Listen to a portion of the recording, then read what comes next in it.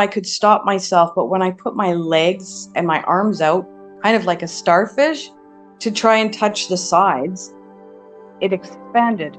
I could not touch the sides. My name's Heather May, and I had a near-death experience, which first was caused from a car accident, and there were repercussions from the car accident. So eventually what happened is I had pulmonary emboli. So what this means is it's nine, I had 9 massive blood clots go into my heart and then into my lungs. And this is ultimately what caused my death, for clinical death, for 8 minutes and 57 seconds. We stayed at my grandparents' for 2 days. Then we went to Vancouver, British Columbia, and we went there. That's where my father lives. Visited family. I really was not feeling well that day at all. This is day 3 now. I'm starting to have some chest pains, but I don't like to complain.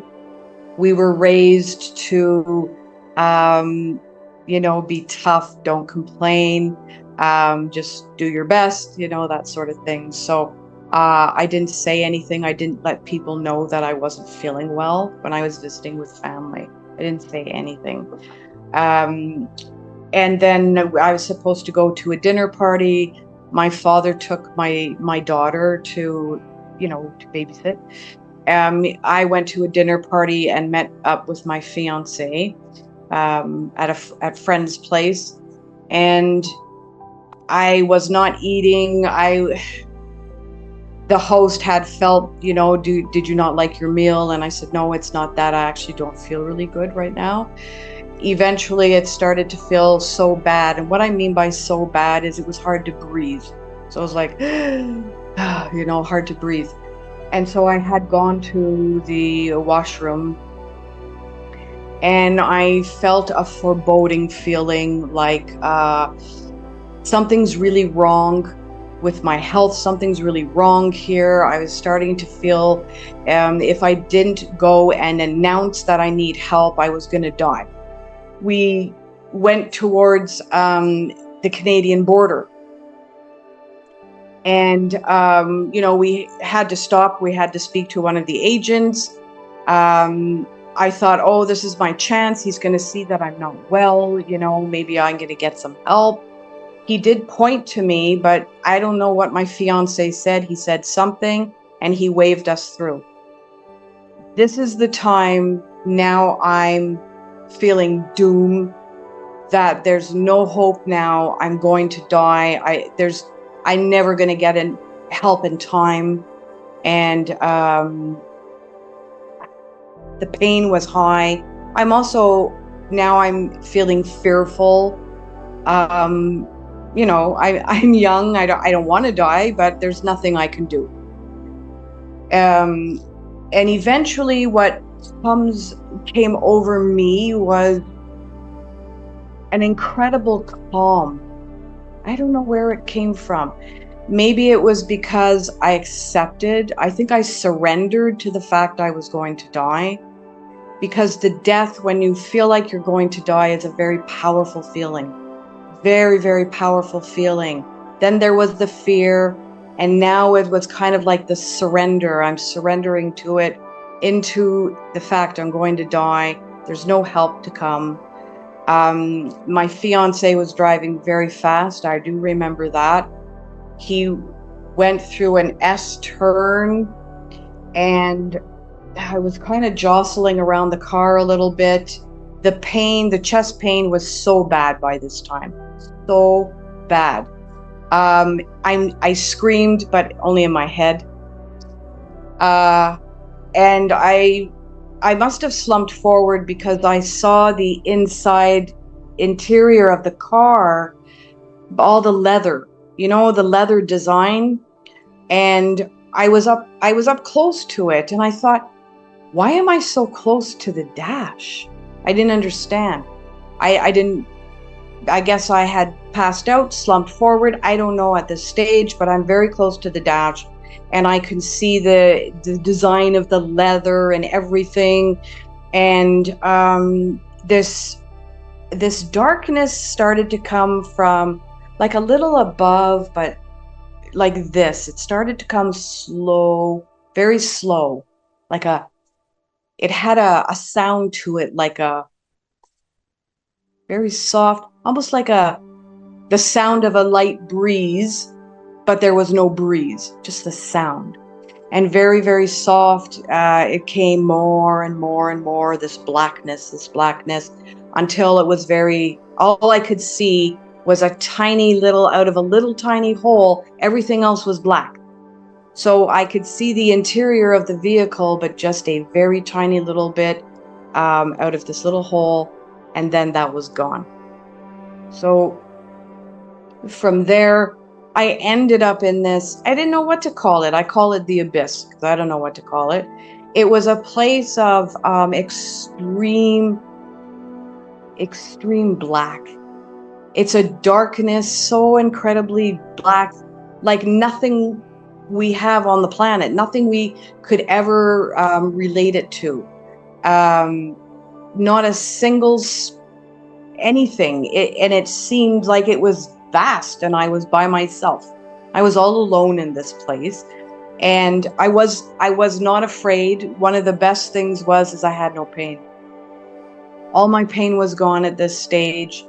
Whatever this blackness was, I didn't know at this time, but it felt very peaceful and tranquil. And I was very calm here. And I was like floating there. It felt like I was floating, and it was comfortable, and it very much is like being in a, it was like everything was perfect. The temperature was perfect. It wasn't too hot, it wasn't too cool.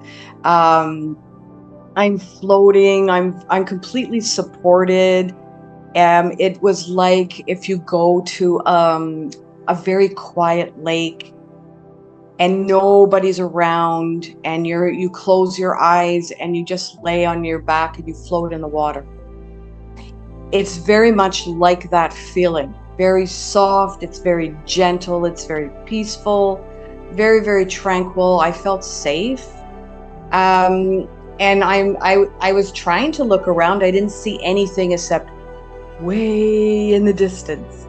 I saw a tiny speck of light, almost like a very distant star, like from another galaxy. And I saw it because, of course, how could I see nothing else? You know? So it was the first little piece of light I saw. I was curious with how dark it was there. So I put my hand in front of my face because I was curious. I wanted to know, how dark is it really? And so I did this. I couldn't see my hand. That's how dark it was. But you'll say, oh, well, if you died, well, how do you have a hand? But you have an energy body. And don't have this body, but you have it like an energy body. And so that's possibly why I didn't see my hand. The light came closer and closer and closer and closer. And that's when I had realized it kind of looked like a whirling tunnel. And I was looking at it, I'm watching it, it's getting closer and closer, and it's beautiful. It has different colors of sparkly grays, light, very, very pale gray, some white, some medium tones of gray, and it whirls like this, it moves. And it sparkled like, almost like there's like flickers of light in there, and sparkled like diamonds or shimmering, beautiful color of white. And next thing I knew, it was almost over top of me, and then I'm in it. I was like suddenly in it. And I thought, oh my, what is this? Now I'm starting to get a bit afraid. Now I'm starting because I don't, what is this? I would like you to understand that I didn't have a previous background of religion of any kind. My father was in forensics science, and so he taught all of us there's just science. You live, you die, that's all. And so as a child, I believed this. This is how I lived my life. Science, pure science. And so within the tunnel, I stretch my arms out and I stretch my legs out because I want to stop. I'm going up. Very, very gently I'm going up. And I'm afraid of this now. I don't have any control. Why am I going up? How am I going up? And I thought I could stop myself, but when I put my legs and my arms out, kind of like a starfish, to try and touch the sides, it expanded. I could not touch the sides. And so that, just that happening, that scared me. Just scared me because I have no control. I don't know what this place is. I don't know what's happening. I'm going up, I'm going up, I'm going up. I have absolutely no control. I'm frightened. I'm not very nice about it. I'm swearing a little bit, you know. I'm kind of rude about, you know, what the hell is this? Then I come all the way. When I look up, I see that there's really white, this brilliant white light way at the top. And so I had looked up, and then next thing I know, I'm there. I'm out into this white light. I'm no longer in the tunnel. I don't know where I am. It's like, oh, it's so bright. And I'm doing this because it's hard to even see. And that white light is so beautiful. It has different tones to it, different depth to it. It is consciousness, but at the time I didn't know that. I didn't know what the white light was. And I don't know if anybody who has ever had an opportunity to go to maybe a soccer game or something, or a big outdoor event, and they have really large lights. If you stack a whole bunch of lights on top of each other, I mean really big ones, like the size of vehicles, big lights, stack them all on top of each other, and then put a crowd of people in front of those bright lights. At first, you're not going to see the people. Then you're going to see an outline, but you're not sure. I wasn't sure what it was. Then I started seeing the silhouette of people. So body outlines of people, and they're coming towards me. They're coming towards me. I still don't know where I am. I don't know what's happening. And there's all these people, and there's lots of people. There was like 100 people. There was a lot of people. And so it's a crowd, and they're coming towards me, and that scares me because who are they? Who are they? I don't know. Where am I? I don't know what's happening, you know? They're coming closer and closer and closer, and I'm saying, whoa, stop, back up, stop. Like, get the blank away from me, keep away from me, get away from me. In the very front row, they stepped more forward.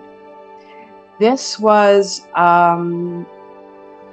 family members, ancestors who had passed away before. And I recognized them only because my family had shown me pictures of family members, great-great-grandparents, and even further than that, great-great-great aunts and uncles who had passed away a long time ago. Some of them I remember from my lifetime, like my great-grandmother, my great-grandfather, some elders, you know, my aunt and uncles who were there. And I was confused by that. I'm like, what is happening here? Why are they here? They seem like they're alive. And so I'm confused now. I don't understand what's happening. And my grandmother had stepped more forward, my great-grandmother. I was very close to my great-grandmother. And I was so frightened. She ended up saying to me, "Heather, you have died." And I was like, no, how can that? No, I can't be dead. I can't be dead. I said, no, no, no, no, no. She said, "I'm sorry, you have died." And I started to break down. I cried. I fell to my knees. You think, how can you fall to your knees? How can there be a floor? But there is a floor. There's a floor. I don't know how. She stepped back. So I'm on my knees, you're in a kind of ball with your head, your hands in your face like this. And I'm crying, saying, no, no, I don't want to be dead. How can I be dead? And this beautiful light that was there was amazing, but I'm so stressed and frightened, and I don't know what's happening. Realizing that, okay, I'm dead. Then there's this other, a real powerful light that came, very different from the white light, very different from the white light. Like you're in the presence of something supreme, like one would say God, some call it the all, a much, much higher consciousness filled. And this always makes me sort of cry in the sense, because it's so overwhelmingly beautiful, that you're embraced in this love. You're embraced. It's like being coddled and accepted so much of love and support and acknowledgement. It's just so big. It's so big. It's amazing. It's no judgment, acceptance, all the way acceptance. But the light was slightly different because there was a bit of gold in it. A little different from the white light that had shimmering different variations of white and a blue light and, almost sparkling diamonds and things like that. This one was, you knew that you were in the presence of something like God. You just know. And so I was told that and nobody's talking with their mouth. It's mind to mind. It's telepathy. And you're embraced and coddled and loved so much. And I was told that I was going to be okay. As soon as I was told that, I immediately went to the life review. The life review is what was very extensive. The life review was all about understanding how every single human being on this planet is connected to each other, that we are like one family, all of us, one family. It doesn't matter where we are in the world, we are all human beings. We are not separate from one another, but we're part of the whole. And not only that, we are part of the consciousness of some people call it heaven, some people call it the universe, some people call it creator. We are all energetically connected on this planet, but not only that, we all come from source. We all come from this extreme consciousness. And we forget when we come here that we're all connected to each other, that we're all family. We're all brothers and sisters, all of us together. And it's also how we affect each other. How energetically we affect each other. If I have a very nasty thought about somebody, they feel it. They know it. even if it's just a thought, because energy is our first language, first and foremost. I was shown things in my life, how we choose our family. We are with helpers on the other side who help us choose our parents, who help us choose our siblings. Many people might even call that the family soul pod.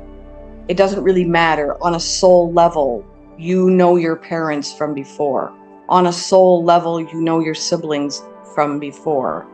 You all have an agreement, like a contract, an agreement that your mother is going to birth you.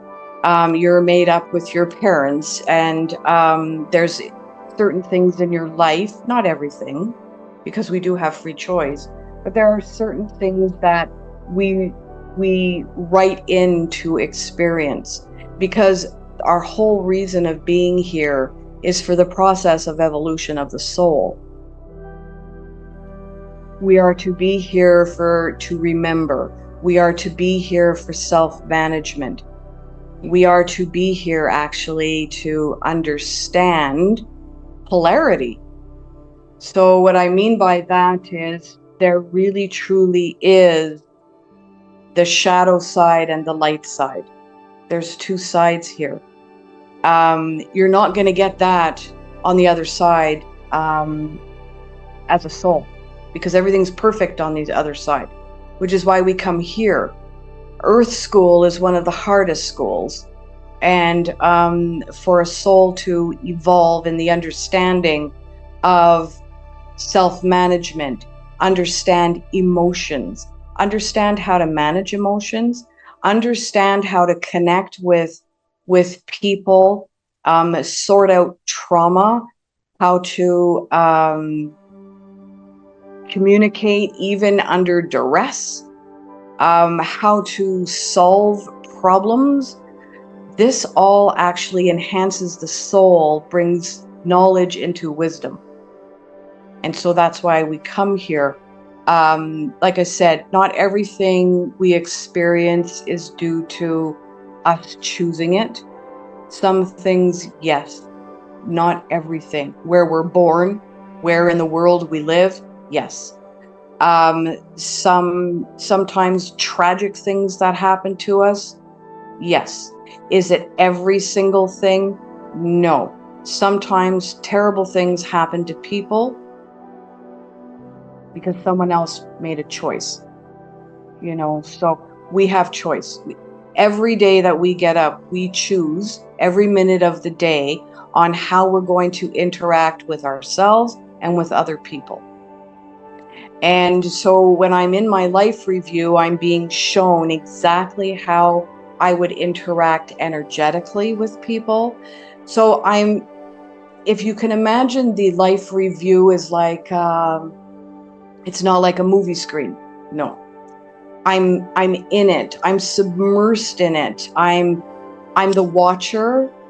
I'm the experiencer. I'm the projector.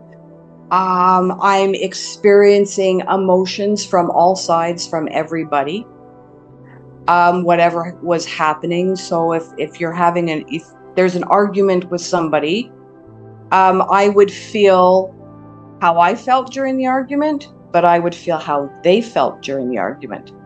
I would also feel their duress, their stress, their trauma, their everything that was created perhaps from that argument, or hurtful things that were said.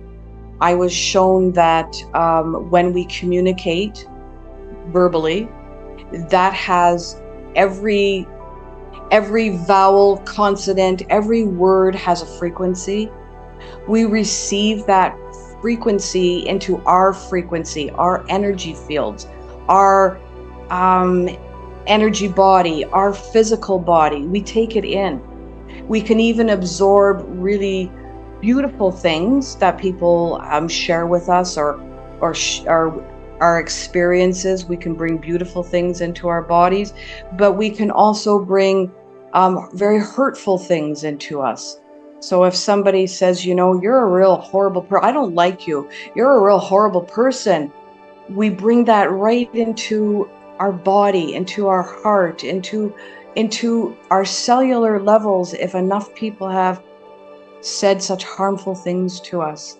And then we start to believe it. We believe that we're a terrible person because so many people have said nasty things to us.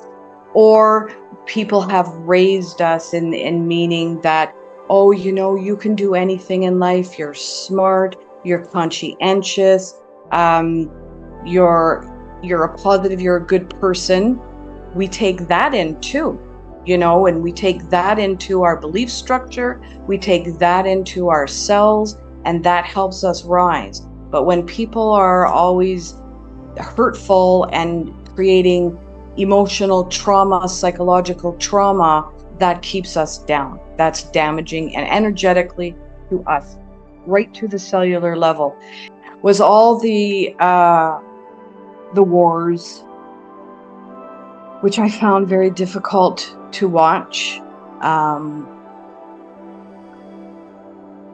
because it's terribly sad, you know, terribly sad.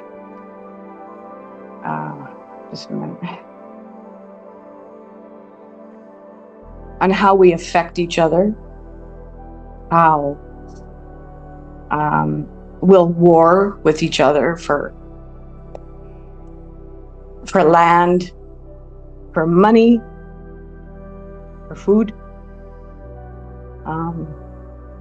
It's terribly sad. I find it very hard to talk about. But I was shown all the wars. I was seated in a chair, some type of chair, I don't know what it was. And these golden balls came, and there was a whole line of them, and they would come in front of me and they would open up, and I would see a little movie of how brutal we were to each other for many, many, many lifetimes, forever almost. Yeah, I find it hard to talk about, you know, children starving, all the way up until where we are today. So I was shown that. I was also shown there's this place of healing. Beautiful, beautiful place of healing. There's these beautiful waters. It was really quite interesting because things really are made of marble, white marble. Columns, beautiful, beautiful columns. I remember even as I was being shown, because I put my hand on one of them because it's like, is this real? You know?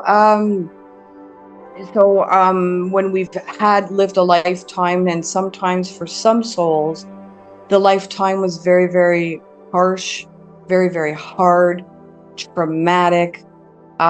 They are in the place of healing for a long time. There's no real time over there, but how long that means, I don't really know. Is it lifetimes for us? In comparison, maybe, I don't know. So there's the healing pools, beautiful, beautiful. Water is very, very calm. But then there's this other place where it's like crystal, and it shines different colors, and it's almost like a healing room that the soul goes in and to heal with frequency. It's so beautiful, so beautiful. Oh my gosh, it was so beautiful. I also was shown like the Hall of Records. I understand, I didn't have the language, so it wasn't till a while ago people said, oh, that's called Akashic Records. So, okay, Akashic Records. I just called it the Hall of Records. There are so many books in there of souls who have incarnated on this planet for so many lifetimes. We could come here hundreds and hundreds of times. We could come here. Some souls have been here for 1,000 or more times. And those are the old souls. Doesn't mean there's new souls being just made up, but an old soul is one that has been here many, many times and has integrated a lot of information about life here. They have a tendency to be, even as babies, they can come across as wise babies. When you hold a baby and it seems like they have wisdom coming out of their eyes, that's usually an old soul that's come in again.